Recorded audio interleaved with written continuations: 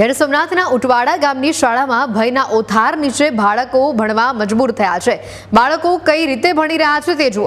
ગામની શાળામાં 13 વર્ગખંડો તો છે, પરંતુ 13 માંથી 11 વર્ગખંડોની હાલત એટલી ખરાબ છે કે ગમે ત્યારે છતના પોપડા પડી જાય તેમ છે। ગામની શાળામાં ધોરણ 1 થી 8 ના વિદ્યાર્થીઓ અભ્યાસ કરે છે, ત્યારે ઘોર નિંદ્રામાં સૂતેલા તંત્રના કારણે આ જર્જરિત શાળાનું શિક્ષણ પણ જર્જરિત જ બની ગયું છે। શાળામાં અનેક વખત પોપડા પડવાની ઘટનાઓ સામે આવી ચૂકી છે, છતાં પણ તંત્રને આ જર્જરિત શાળાના ઓરડા કેમ નથી દેખાતા તે મોટો સવાલ છે। ત્યારે ગામ લોકો પણ તાત્કાલિક શાળાનું સમારકામ કરાવવામાં આવે તેવી માંગ કરી રહ્યા છે। ત્યારે હવે જોવાનું રહ્યું કે આ નિંદ્રાધીન તંત્ર ક્યારે જાગશે અને ક્યારે નાના ભૂલકાઓનું જર્જરિત ભવિષ્ય સુધારશે।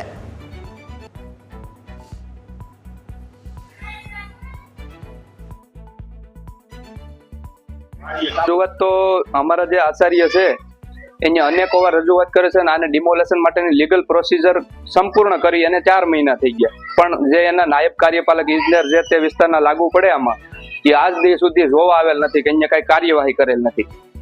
અહીંયા સ્થળ માથે તો આવેલા જ નથી, ત્યાંથી બધા શિક્ષણ વિભાગ જવાબ આપે છે। તો શું એક અમારે અહીંયા ઘટના ઉના તાલુકામાં બીજું ગામ છે લેરકા ગામ, ત્યાં આવી પ્રવેશ ઉત્સવ દરમિયાન આવી ઘટના બની જ્યાં બાળકોના માથાના ભાગમાં ઈજા થઈ, તો હું શિક્ષણ વિભાગ અહીંયા પણ એવી ઈજા થવાની વાટે છે? સ્કૂલ બહુ જર્જરિત છે, હવે એમાં છોકરાને બેઠાડાય એમ નથી। અમે આજે 6 મહિનાથી અમે પ્રિન્સિપાલ અને એસએમસી ના સભ્યો બધે રજૂઆત કરી, પણ એનો કોઈ સાહેબ નિકાલ આવતો નથી। પછી અમે પત્રકારનો સંપર્ક કર્યો અને મીડિયાના માધ્યમથી અમે રજૂઆત મૌખિક અને લેખિત બધું કરેલું છે। મારી માંગ એવી છે કે અમારે જલ્દીથી જલ્દી સરકાર શ્રી અમને બિલ્ડિંગ ફાળવે એવી અમારી માંગણી છે ગામ વતી। શાળા સ્કૂલ બહુ જર્જરિત છે, હવે એમાં છોકરાને બેઠાડાય એમ નથી। અમે આજે 6 મહિનાથી અમે પ્રિન્સિપાલ અને એસએમસી ના સભ્યો બધે રજૂઆત કરી, પણ એનો કોઈ સાહેબ નિકાલ આવતો નથી।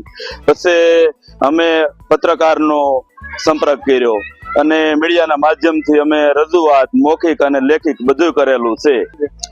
મારી માંગ એવી છે કે અમારે જલ્દીથી જલ્દી સરકાર શ્રી અમને બિલ્ડિંગ ફાળવે એવી અમારી માંગણી છે ગામ વતી। પછી આપણે દરેક આચાર્યશ્રીઓને આવા જે ખરાબ હાલતમાં જર્જરિત હાલતમાં રૂમો હતા બરાબર, એ માટેને મરામત અથવા રૂમ ડેમેજ કરવા માટે જાણ કરેલી। એ દરમિયાન ત્યાંથી 11 રૂમોમાંથી અત્યારે મેજોરિટી બધા ડેમેજ રૂમ છે। અત્યારે હાલ 2 રૂમ અને જે એક શેડ છે એ શેડ છે, એટલે આપણે વેકેશન પહેલાં જ એ બધાને સૂચના આપેલી। અત્યારે 2 પાળીમાં લગભગ વેકેશન પહેલાંથી જ 2 પાળીમાં શાળાઓ શરૂ છે અને ત્યાં 8 વર્ગો છે, 1 થી 5 ના 5 વર્ગો અને 6 થી 8 ના 3 વર્ગો બરાબર, એટલે 200